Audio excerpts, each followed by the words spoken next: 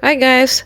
Hindi to joke, 15 minutes lang umakyat agad ng 53% yung battery ko. Watch this. So ayan, nandito ako ngayon sa Starbucks waiting for a friend and of course, dalawa ang phone ko na dala ko. Oops, hindi pa yayamanin, lolobatin lang. Habang nagantay ko, I decided to charge my phone kasi sobrang drain na. Parang ako rin. Char. So I grabbed the super fast charger cable na lagi kong bitbit.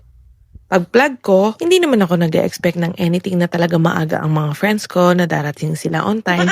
Sabi ko, sige, charge muna ako diyan habang hinihintay ko sila. Tapos, umorder ako ng drinks, nagsettle ako sa table, check my bag, scroll a bit. Tapos, biglang, mga 15 minutes lang nang lumipas, pagtingin ko sa screen ko, nagulat ako, 53% na siya.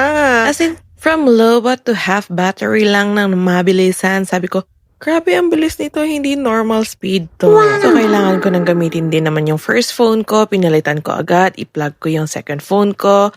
Ito pa yung phone na mas mabilis mag-drain sa perfect timing talaga. Okay. While waiting for my friend, nag-start na kami mag-chika.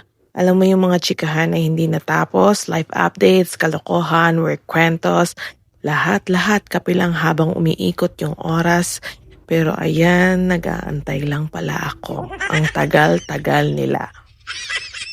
So, while waiting, ayan, sobrang naboboard na talaga ako. Ang tagal talaga nila.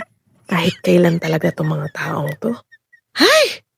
Lagi na lang ako nag-aantay. At dahil dyan, kakaantay ko na full bat na yung second phone, i-plug na natin ulit yung first phone. At sa wakas, dumating na yung mga friends ko. At ito na yung moment na mahabang chikahan at tawanan na ini-imagine ko kanina pa. Pagtingin nga namin sa oras ay parang 1 hour na kaming nandito. Sabi ko, check ko nga yung phone ko, girls. Sabi ko, tapos biglang 100% na silang dalawa. Grabe naman talaga.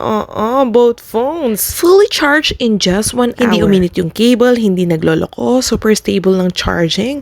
Kaya ayan, super happy ang Verizon. Kaya kung mahilig ka mag-Starbucks, mag-coffee shop, or on the go ka pala, or dalawa yung gadgets mo, this fast charger cable is totally a lifesaver. Hindi ka bibiguin at mabilis, safe as sulit. Kaya sa mga Starbuckers dyan, check the link below. Super worth it ito.